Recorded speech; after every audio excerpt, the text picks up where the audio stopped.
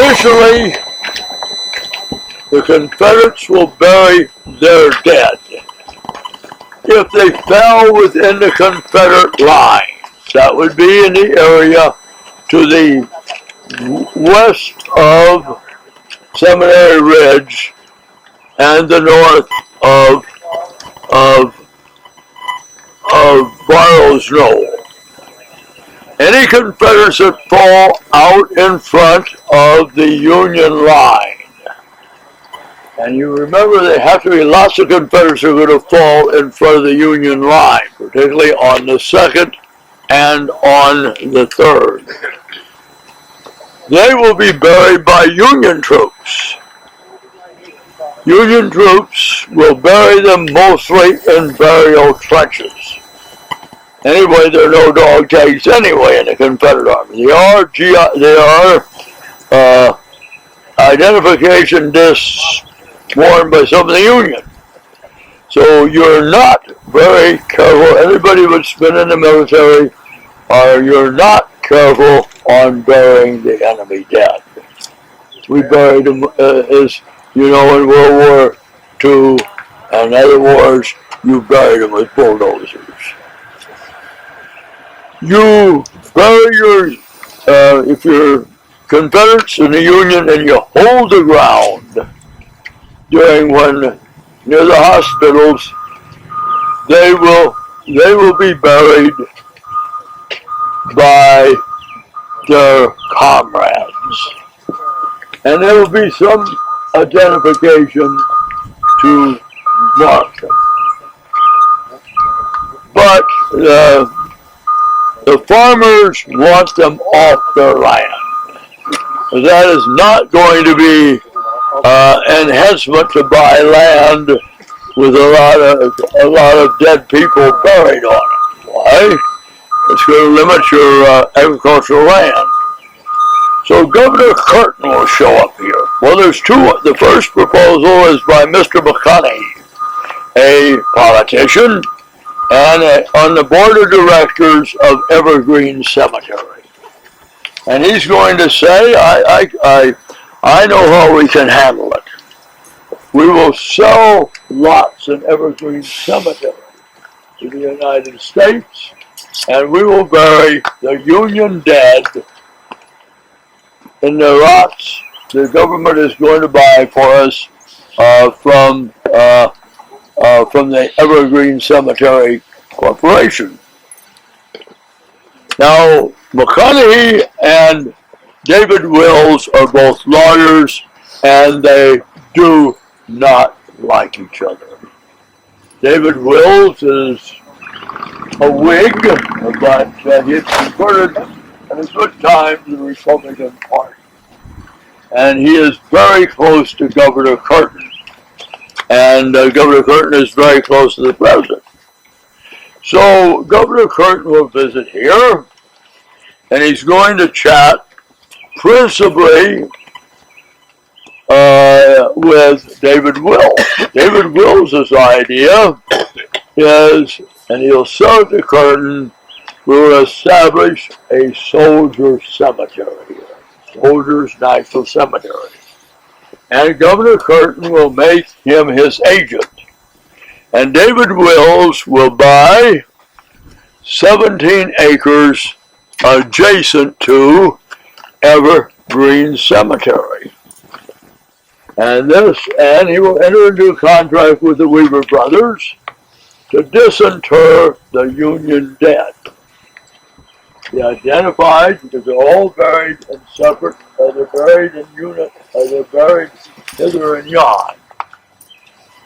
And we will bury them. And the original view is we're going to not worry about states. But after Curtin in the state of Pennsylvania buys the land, they're going to solicit the states for the monies to disinter the dead and bury them here. And the states are going to say, in essence, baloney. If we're going to if we're raising our money from our taxpayers, we're going to bury them wherever the identity of the estate is known. They're going to be buried in that section. So they said with that policy, you don't worry about burying the Confederates. They're going to be left where they are. But I'm not going to say that a lot of the unknown aren't Confederates here.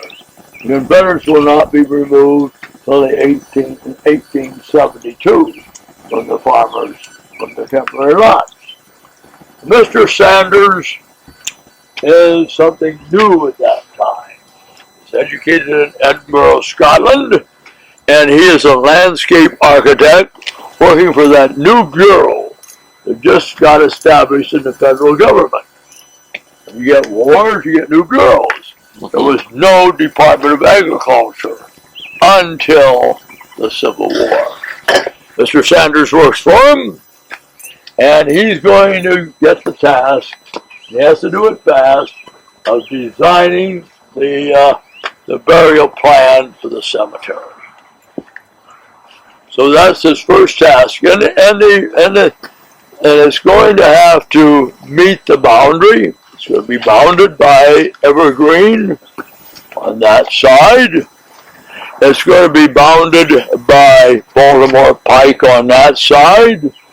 And on that side, it's going to be bounded, in essence, by the Tawnytown Road.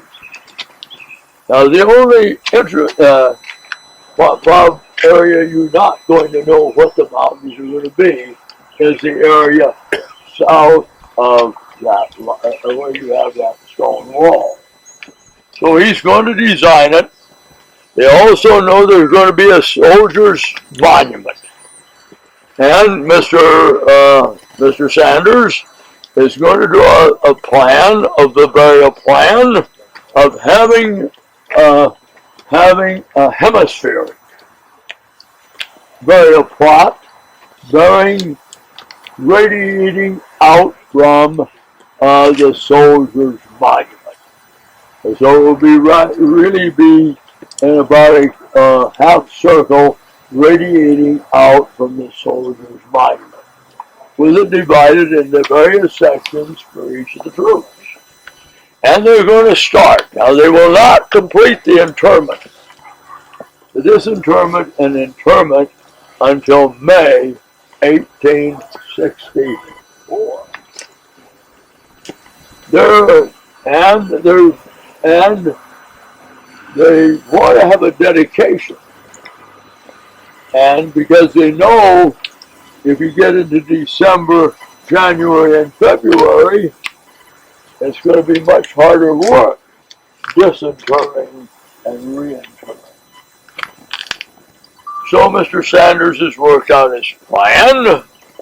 He's going to have the landscape plan as is, and he is going to, David Wills is going to decide. We want a dedication of the cemetery long before it's completed. Now remember, the initial interments will still be going on to May 1864. So at the end of the first week of September, he decides who he wants to be the principal speaker. Daniel Webster has gone to the Great Reward in 1852, where he was got the job. Now, Edward Everett isn't quite a Daniel Webster, but he's considered probably the best orator. Now, short speeches were not in order at that time. Edward Everett gets the application, and he says, yes, I would be delighted to do it, but the first day I can do it, I have such a busy schedule, will be on the 19th day of November.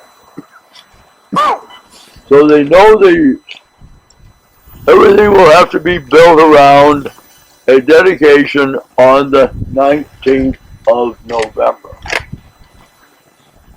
In the first week of November, forget that baloney that Lincoln didn't want to come. Lincoln will let it be known, probably to Governor Curtin or people close to Governor Curtin, he would like to be here and make a few remarks. So Lincoln will be invited to come, and he's going to have to set his schedule to Edward Everett. Now they have bad luck in the White House. They have bad water in the White House. And Lincoln is going to be in some problems as we get towards the 19th day of November, because Tad is very, very sick. Mrs. Lincoln has already lost 2 sons, Edward and Willie. And Mrs. Lincoln is not the most stable woman.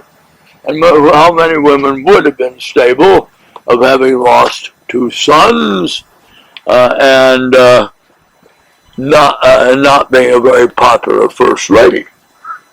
So Lincoln is not going to know he can definitely come up here until the morning of the 18th. But however, he has been working on his speech for some time. He did not write it on an envelope on the way up. He wrote at least 4 drafts before he gets here. But he's thinking very deeply.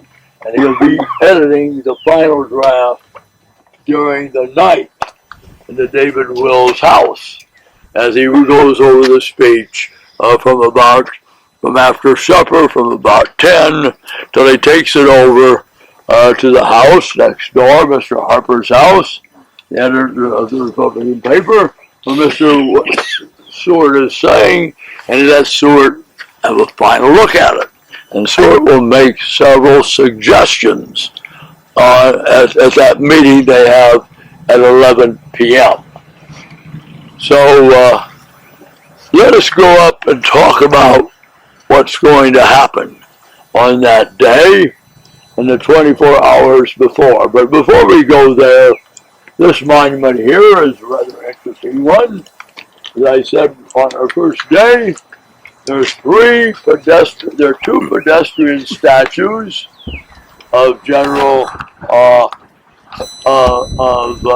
Reynolds here. There's one equestrian one. He appears in several montages, and he has that mortuary monument here. So he's a champion of getting them here. This will be cast, ultimately cast in 1872. John Quincy Adams will do the statue, and it's cast like the traditional are. Traditionally, since they've had bronze cannon, for military heroes, they always cast them of captured bronze cannons. So these are going to be captured. This is going to be the bronze that goes into this is going to be from captured Confederate cannons. Probably were in the United States hands at one time. So it's cast in the traditional way of General Reynolds, and it'll be dedicated here in 1872. Any questions? Ed, when was Evergreen founded? What? When was Evergreen Cemetery founded? 1854. Evergreen, 1854. 1854. Oh. Ed, when did they build the stone wall around the cemetery?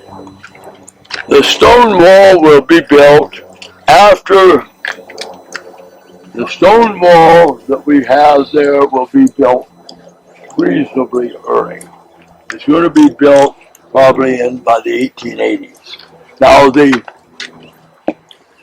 iron fence is going to arrive here in 1905. because that iron fence surrounded Lafayette Square. And Daniel Edgar Sickles is the chairman of the New York Monument Commission. And he has a real fetish on that fence. Why? He shot Barton Key next to that fence. It would be like O.J. Simpson, something that where he murdered those two people. So he uses his influence, the chairman of the New York Monument Commission, to get him to transfer the fence that surrounded Lafayette Square up here. And it bounds the, so that fence will go up in around and they move it up here in 1905, and that's that iron fence you can see there, and that iron fence you can see there. But but that had been a wooden fence before that. And this, of course, I think probably in the 1880s that fence, the stone wall went up. Any other questions? All right, let's go up and find out where Lincoln really made this trip. Pouring into town. Now they're going to start pouring into town on the Monday. Now Lincoln, as I say, when he goes to bed on the evening of the 17th, is still of the opinion Tad is so ill he cannot come. But on the morning of the 18th, Tad shows some improvement. And Lincoln is going to travel. Now Lincoln is going to have to transfer. He's going to ride the spur of the Baltimore and Ohio from Washington up to Baltimore. It's going to pull into the Camden Street station. Very obvious where that is. And then he's going to have to be transferred to the Northwest Railroad train, which goes northward to Philadelphia, which is probably about a mile. President Garrett of the Baltimore and Ohio Railroad is in charge of arrangements. Too bad, Horace. The president's band since the Madison era has been the Marine Band. So the Marine Band, which is not large then, is 14 people, and they're going to put young officer in charge of it, and he's probably be able to tell us better than anybody what Lincoln's horse looks like. Because he's going to be a short horse, Lincoln's legs hanging down. He's going to be a handsome horse that Lincoln looks good on. But the officer in charge of the Marine Corps detachment, where is he riding? He's riding right behind the president. So if anybody can see the horse, sex and everything, is the Marine officer in charge. And he says it was a very handsome horse. Lincoln will arrive here. He's supposed to be arriving here with Governor Curtin. So they will leave Washington, have a fancy meal aboard a dining car after they've transferred in Baltimore. It's a 3-car train going up, and they're going to stop at Hanover Junction because they're on the Northwest line, Hanover Junction being about 15 miles due east of Hanover, because they're supposed to meet a southbound train coming out of Philadelphia, of Harrisburg, with Governor Curtin and a number of governors of important states from the Midwest. But they're not well coordinated. since it's a single track, except they can only pass in certain places, Lincoln is going to spend an hour there, waiting in vain for the Governor Curtin to show up with a northbound train, and they can't wait any longer. So he will, about 4:30, 4 o'clock, will board the spur line that is going to bring him some of the 20 miles over here. Gets on with his president party. Again, the Marine Corps has, the Commander of the Marine Detachment has probably the best description, because he's on the same car with the president. And they're going to arrive here, they're going to stop in Oxford. Now, Oxford is they don't go through Hanover, they go through Oxford, so they stop there. And they call for the president to make a speech. And the president doesn't want to make a speech, but he still has to get off and give a few words. And the train will arrive here and pull in to the station here. Now the train ends here. They have to back into the station and then turn on a turntable the engine. And it's going to arrive about 6:50, a little after 6:15. The president's going to get off. Edward Everett has already arrived.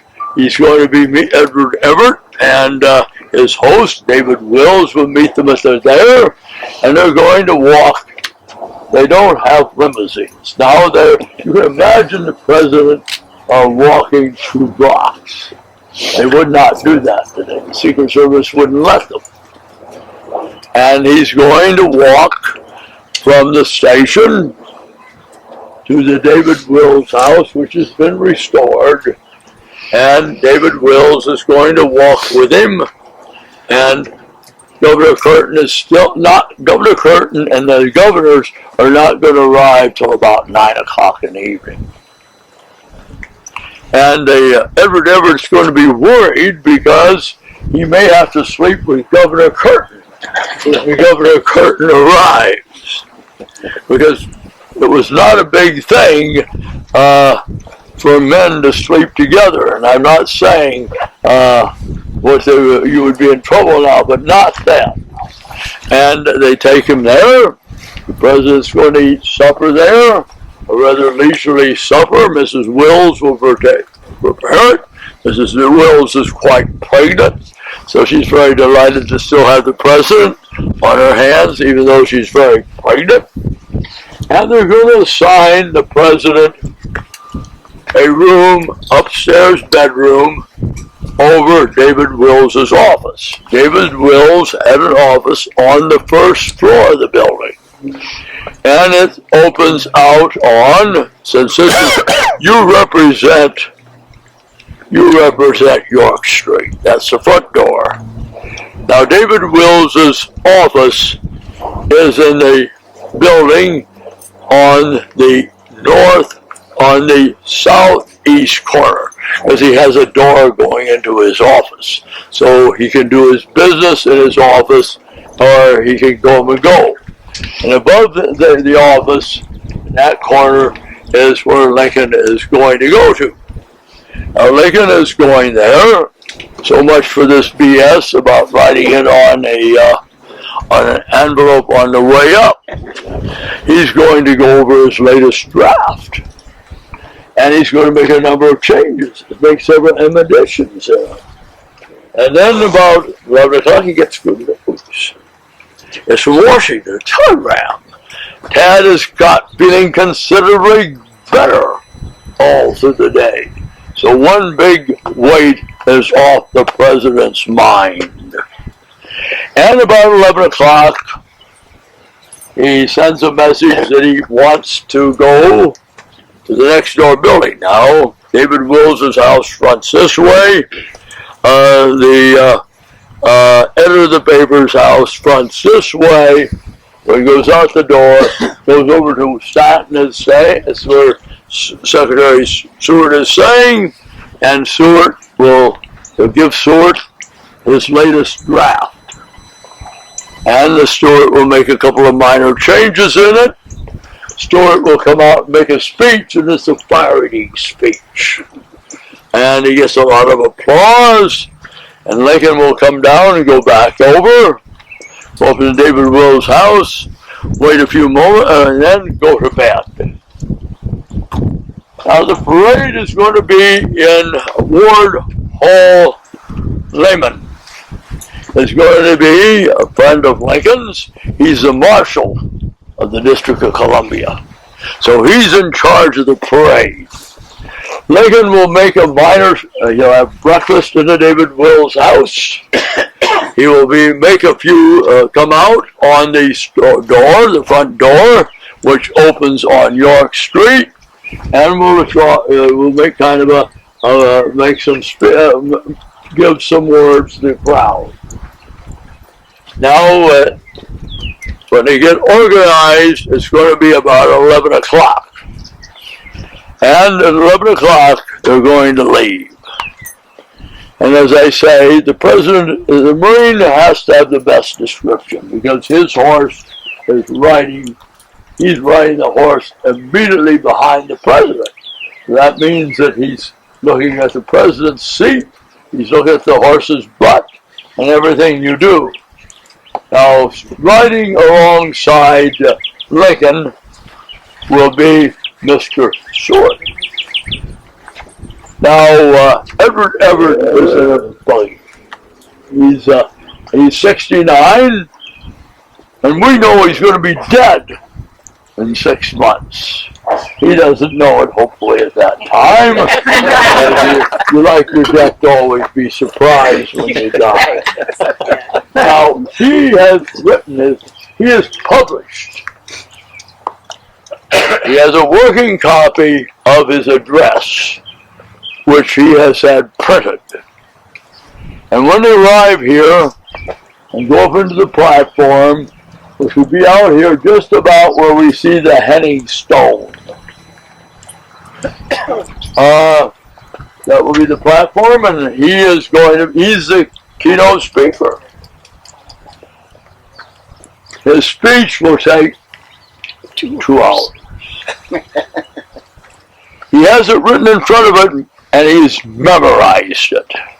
He never looks at it. It sits on this podium like a music stand to his right, but he never looks at it.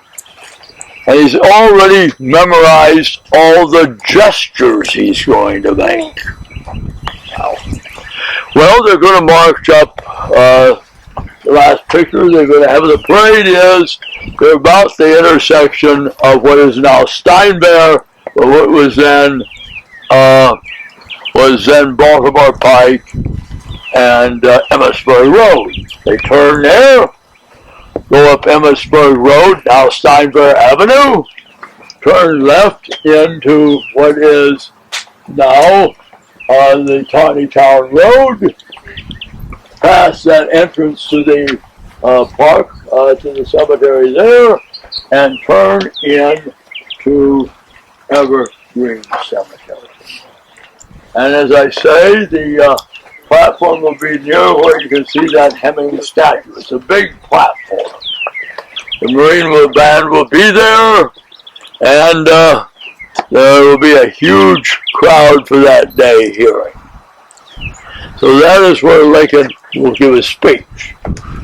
Now, it's going to be, if you forget about the invocation given by the chaplain of the Senate, forgetting about a dirge played by a band from Baltimore, a couple of numbers played by the Marine Corps Band, it's probably going to be around 1 o'clock. Before Ward Hall Lehman, the marshal, gets to introduce the president. The president will come up. He'll be holding his speech folded in his hand. You read it over several times, because it's going to take Edward Everett 2 hours to give a speech. It's a good speech. He gives a good summary of the Battle of Gettysburg. he discusses how the nations of the Western world, beginning with Greece at Marathon, have treated the deaths of their soldiers.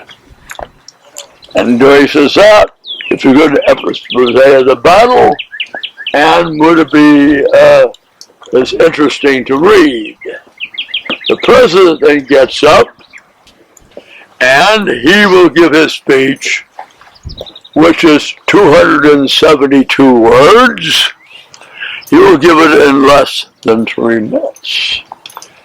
Now, whether there's a lot of applause or not, the press seems ambivalent. Some will say there's a lot of applause, others will say there's not much. And then, of course, occurs a benediction. There will be the president of Pennsylvania College, now Gettysburg College, will give the benediction. He's a minister in the Lutheran Church, and the Marine Corps band will play, and it's over.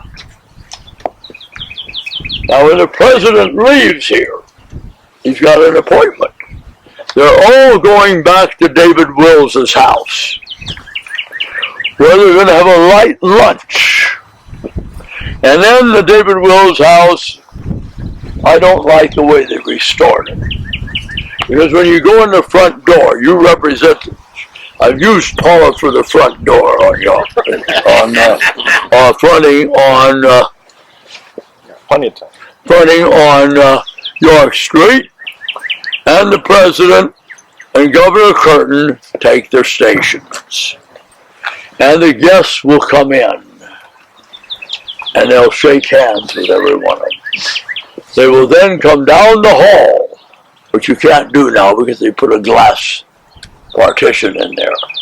And they will leave the building through David Wills's office, coming out the side door. Lincoln has to look at it, his calendar, because the Republicans have agreed that there's going to be a Republican rally and a speech in the Presbyterian Church, which stood until 1952.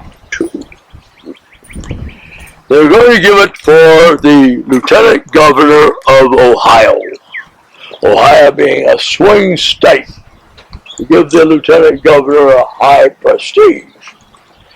Now the president will be joined when he comes out of the David Wills house by the one person in town he says he wants to meet.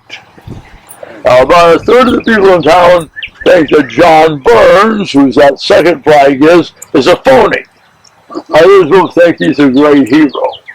Lincoln believes he's a great hero, being plus 70 years old, and he will walk with the president. He's short, he walks much worse than I do at 90, and in his late 70s, and they will walk with Seward down to the Presbyterian Church.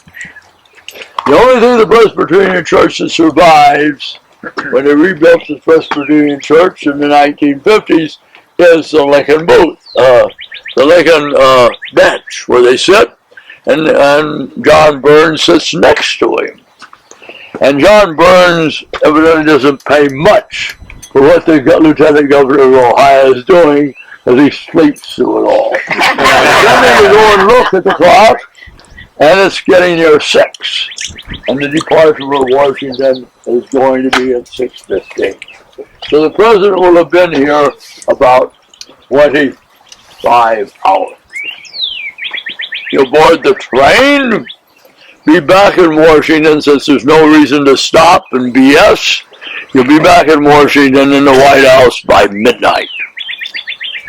And then the president is going to come down with a fever.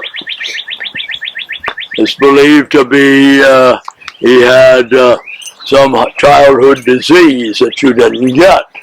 So he has to go to bed for several days. So that's the story of the Gettysburg Address. Any questions? But, so when they, it was going to be 1869. Jenna has a question. Next question. I read somewhere that Edward Everett had an elimination issue and had to have a small personal tent by the grandstand. Was that true? Yes, he does. Because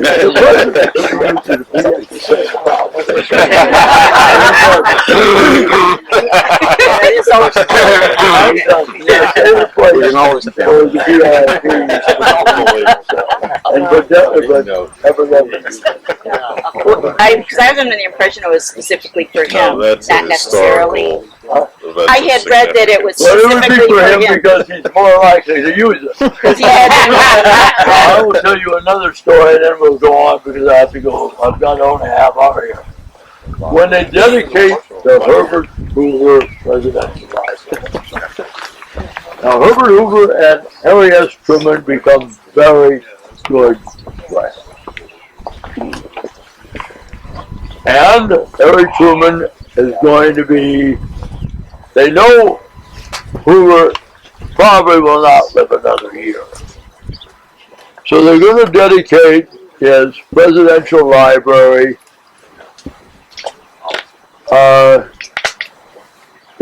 on August 8th of the year before he died. He's going to die in 94. So they got a 60-mile ride to West Branch. As they get close to West Branch, Harry Hoover drinks. I doubt if Herbert Hoover ever drank. And Herbert and they remember the Chief of Secret Service remembers they having the dedication and there are no restroom facilities operating. Oh dear.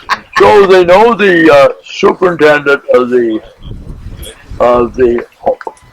state historic site, which then becomes a federal historic site, remembers the Chief of Secret Service realizes he's going to have to let these two gentlemen go to the bathroom.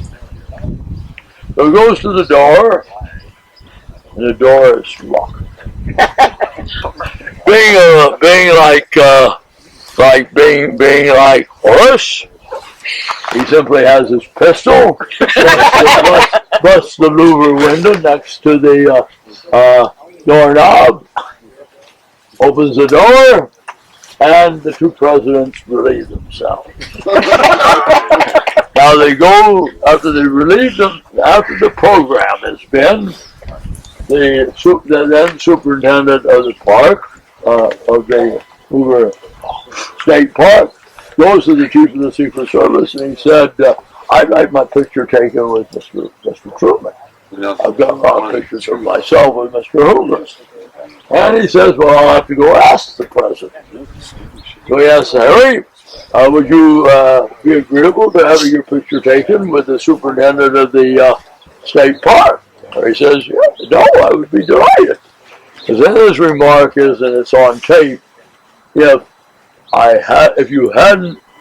we hadn't broken the window in his house, I would have pissed in my pants. You should have brought my opportunity up to tell that. I'm glad you raised that issue. All right. The Soldiers' Monument is dedicated in 69.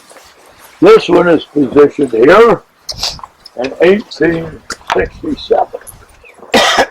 This is more like classical. This is an urn. So this is the first monument. Now, this is designed by Mr. Saunders. They're not using vertical tombstones. They're laying granite markers here, and these list the names of the men from the 1st Minnesota, since there's only one Minnesota regiment here, that made the supreme sacrifice.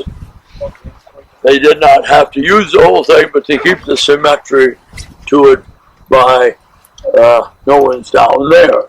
So the bodies end here.